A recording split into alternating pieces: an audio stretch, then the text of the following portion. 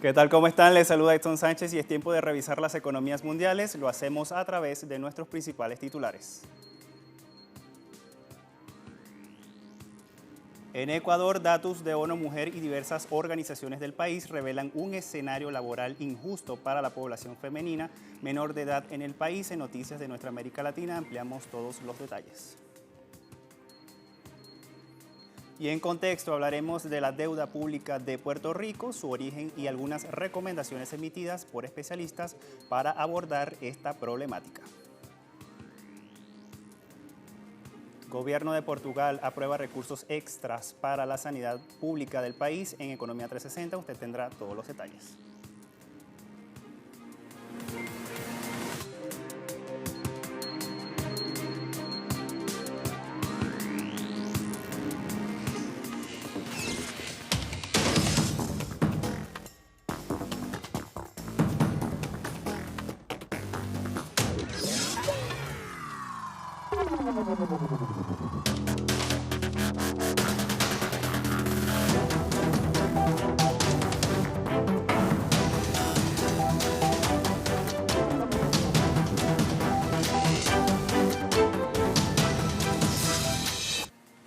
Un estudio sobre trabajo remunerado y no pagado en el hogar en niñas y adolescentes en Ecuador revela que la mayoría de este sector poblacional trabaja en la informalidad. Vamos a ampliar los detalles a continuación a través de esta historia. En Ecuador, el 78% de las menores de entre 15 y 17 años laboran en la informalidad. Así se desprende de un documento elaborado por varias organizaciones locales y la ONU Mujeres Ecuador. En el informe se agrega que el 2% de las menores de edad ejercen en labores domésticas. Pese a la alta informalidad, el trabajo infantil en Ecuador disminuyó en las últimas décadas. Así, investigadores del Observatorio Social de Ecuador indicaron que el descenso del trabajo infantil estuvo relacionado con el incremento del acceso a la escuela de las niñas y adolescentes. Mientras, en 2001, el 74% de las niñas y adolescentes de entre 5 a 17 años estudiaban. En 2016, el acceso a la educación de menores de 14 años se elevó a un 97% en la educación básica. Los resultados de la investigación se basan en todo tipo de investigaciones y reportes realizados entre los años 2010 y 2017. En Colombia, organizaciones sindicales con asiento en la Comisión Permanente de Concentración de Políticas Salariales y Laborales unificaron una propuesta sobre el ingreso mínimo mensual. La Fuerza Obrera Colombiana aspira a una remuneración mensual por 895.276 pesos para el año 2020, lo cual constituye un aumento de 8.11% frente a los 828.116 pesos actuales. Pidieron también un alza al subsidio de transporte de 8.11% para llegar a 104.901 pesos, quedando la sumatoria del mínimo en más de 1 millón de pesos o $294 actuales. Sin embargo, la propuesta de los trabajadores contrasta con el sector empresarial, gremio que propuso un aumento de 4.5%, con lo cual la remuneración en 2020 llegará a 865.381 pesos, mientras que el subsidio del transporte quedará en 101.398 pesos. Con una diferencia de casi 30.000 pesos, ambos sectores acordaron una reunión el próximo viernes 13 de diciembre para intentar un equilibrio. El viceministro de Relaciones Laborales, Carlos Alberto Baena, destacó que el Ministerio de Trabajo mantendrá su apoyo a los diálogos para alcanzar un acuerdo.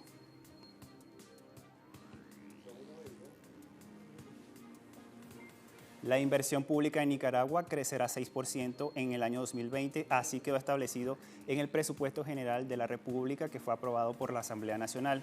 Para la partida se presupuestaron 14.888 millones de córdobas, que equivalen a 440 millones de dólares. Los recursos serán destinados a la construcción de hospitales, escuelas, carreteras, puentes, centros de salud, proyecto de agua potable y saneamiento, así como construcción de casas maternas, energía eléctrica y laboratorios clínicos. Asimismo, el presupuesto general de la Nación prevé la incorporación de ingresos fiscales por 79.199 millones de córdobas o casi 2.400 millones de dólares.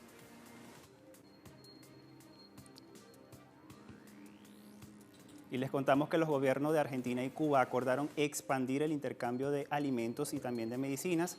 El presidente de Argentina, Alberto Fernández, y su homólogo de Cuba, Miguel Díaz-Canel, sostuvieron un encuentro este mismo 11 de diciembre en Buenos Aires y desde allí acordaron continuar con el intercambio de medicamentos genéricos y comida, con especial atención a la población más longeva. Igualmente, ambos mandatarios avanzarán en la cooperación para fortalecer el intercambio cultural y deportivo, así como el tecnológico y de investigación entre sus respectivos países. Y en El Salvador, representantes de la población afrodescendiente exigieron una reforma a la Constitución para que sean reconocidos y respetados por el Estado. Todos los detalles a continuación. Representantes de la población afrodescendiente en El Salvador, mediante un documento presentado ante la Asamblea Legislativa, pidieron ser incluidos en las discusiones políticas y sociales para resolver los principales problemas que perjudican a la nación. El vocero de la organización Azul Originario, Gustavo Martínez, consideró necesario que el Estado reconozca a la población afrodescendiente para comenzar un proceso de reivindicación, ya que durante años han estado bajo la sombra de la discriminación. En América Latina y el Caribe hay aproximadamente 200 millones de personas afrodescendientes. Muchas se encuentran en condiciones de desventaja frente al acceso igualitario a educación, justicia, servicios de salud, empleo y vivienda. De acuerdo a un informe emitido por el propio Banco Mundial, las personas afrodescendientes en la región tienen 2,5 veces más de probabilidades de vivir en pobreza y menos posibilidades de terminar estudios en primaria. Al regreso de esta pausa hablamos de Puerto Rico y la deuda pública en nuestro segmento En Contexto, que es en nuestra pantalla.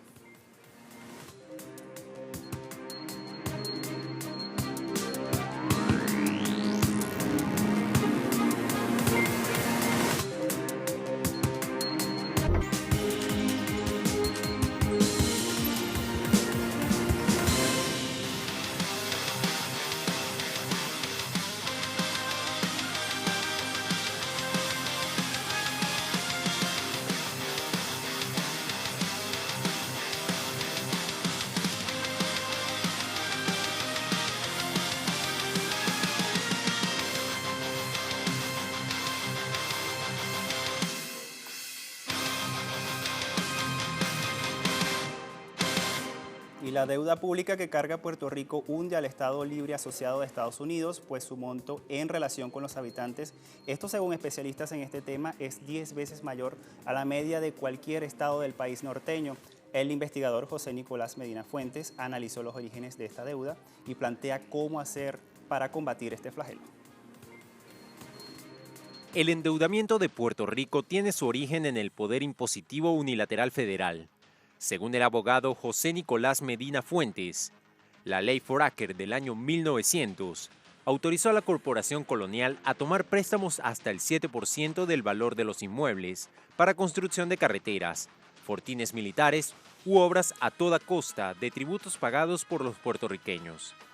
Para el año 2000, la deuda comenzó un crecimiento vertiginoso en términos absolutos y relativos al tamaño de la economía. Al finalizar el año fiscal 2000, la deuda pública total de la isla sumaba 24.200 millones de dólares, mientras que en julio de 2014 sumaba 71.435 millones, un aumento de 195% en solo 14 años. De hecho, la deuda pública en la isla posee un peso específico en la economía. En el presupuesto consolidado para el año fiscal en curso, el pago de la deuda totaliza 4.552 millones de dólares, superando los 3.408 millones del Departamento de Educación y los 2.223 millones para la salud. Frente a la disminución de la actividad económica, se recurrió al endeudamiento para refinanciar deuda ya existente. Y pese a que Estados Unidos impone una deuda contra Puerto Rico, aún no surge un movimiento social puertorriqueño que logre exigir que dicho endeudamiento lo pague el gobierno federal. En este sentido, el investigador José Nicolás Medina Fuentes explica los motivos por el que el pueblo boricua no se ha rebelado contra la deuda.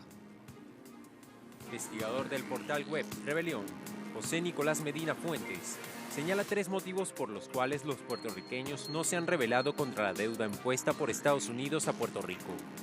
La primera de ellas es la teoría neoliberal y colonial sobre la deuda. que ha difundido la falsedad que la causa de la deuda ha sido la corrupción criolla y que dicho endeudamiento tiene que pagarse por la población colonizada. En ese sentido, en el 2015, el exgobernador García Padilla decía que se oponía a una junta de control federal, y en el verano de ese mismo año, ya el territorio estaba al borde del impago. Y de pronto Padilla fue a Washington y cambió de postura. Poco después, los senadores federales en las visitas públicas a la isla utilizaron la ausencia de los estados financieros del 2014 para alegar falta de transparencia y corrupción criolla como causantes de la deuda impagable para imponer la sindicatura y el pago a la menguada nación colonizada que habita Puerto Rico. Palabras que fueron recogidas en la exposición de motivos de la ley promesa. El segundo motivo, según Medina Fuentes, es que algunos sectores malenfocaron los medios y en la práctica hicieron coro con la potencia colonial y los acreedores.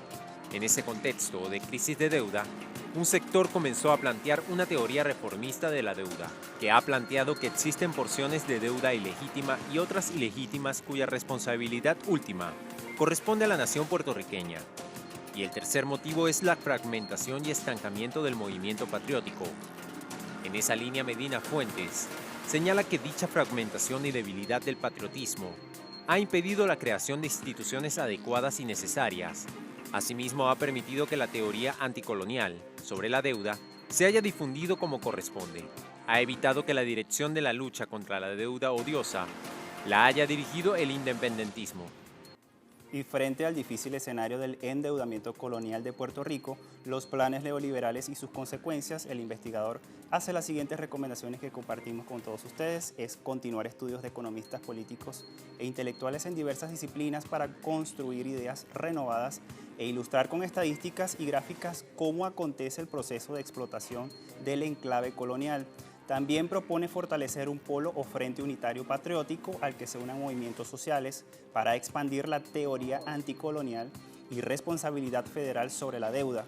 También dice que crear institutos sobre la deuda colonial en Puerto Rico con infraestructura y recursos económicos suficientes, profesionalizar la publicidad y educación popular sobre la doctrina de la deuda y la responsabilidad federal por los medios éticos posibles. El vocero incluye en su lista la realización de una asamblea constituyente de la nación puertorriqueña conformada por isleños y diaspóricos, convocada pacíficamente desde la sociedad civil. Portugal está destinando recursos a la sanidad pública. Todos los detalles se los ampliamos al regreso de esta pausa.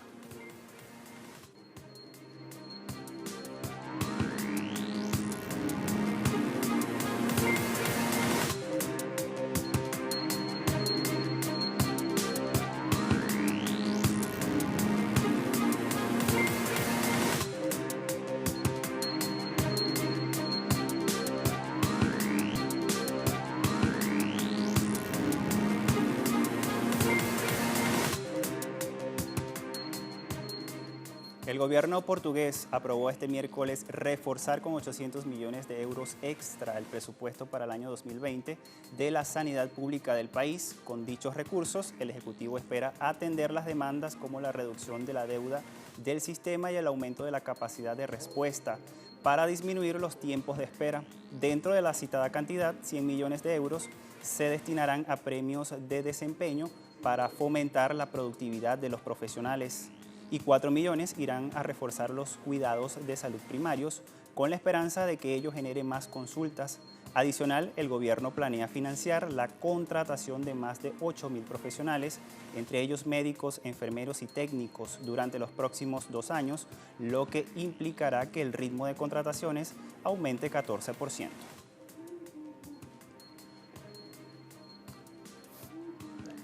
La tasa de desempleo de la Organización para la Cooperación y el Desarrollo Económico, la OCDE, alcanzó en octubre los 33.2 millones de personas. Así lo informó la institución, señalando que dicha cantidad es el 5.2% del total de la población económicamente activa.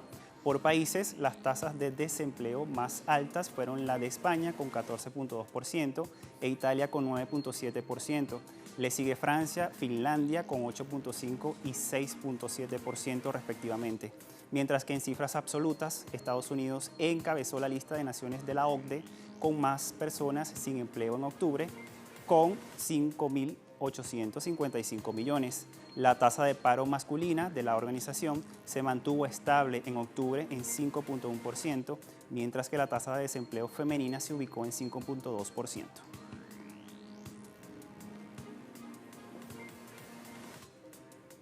Una delegación de Estados Unidos en la cumbre del clima, la COP25, manifestó el pasado martes su preocupación por un posible impuesto al carbono que la Unión Europea estudia aplicar a los productos de terceros países que no cumplan con las mismas normas ambientales del bloque comunitario. Bruselas mantiene la posibilidad de poner en marcha una tasa de impuesto al carbono con el objetivo de evitar la competencia desleal de productos de países con menores exigencias medioambientales. Esto lo ha expresado el vicepresidente de la Comisión Europea para el Pacto Verde Europeo, Frans Timmermans. Sin embargo, este miércoles, la subsecretaria de Estado para los Océanos, Asuntos Científicos y Ambientales Internacionales de Estados Unidos, Marcia Bernicat, reafirmó el compromiso de Washington en la lucha contra la crisis climática, pero su decisión no implica que Estados Unidos siga en el Acuerdo de París, en el cual abandonará a finales del próximo año.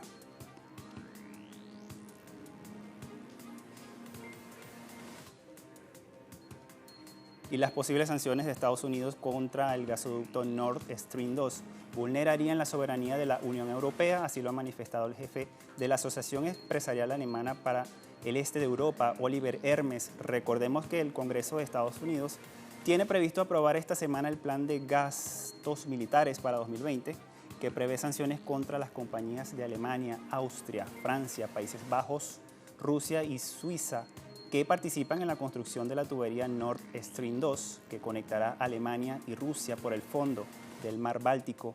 Ante esta situación, Hermes dijo que si dichas sanciones se imponen, representarán un ataque directo contra la soberanía de este bloque comunitario. Subrayó además que la interferencia de Washington en este proyecto del oleoducto pondrá en peligro las relaciones transatlánticas que se basan en el respeto mutuo.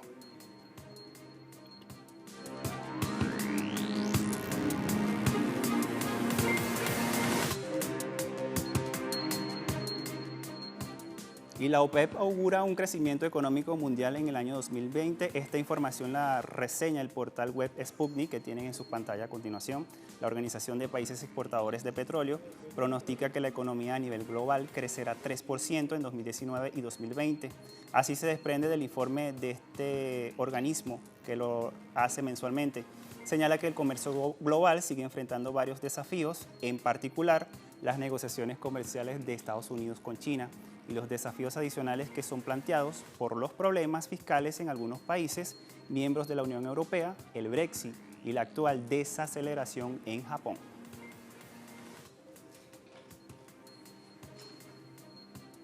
A esta hora les mostramos los indicadores petroleros. Al cierre de la jornada de este miércoles, el barril de petróleo intermedio de Texas marcó $59.1 el barril y perdió 0.50%.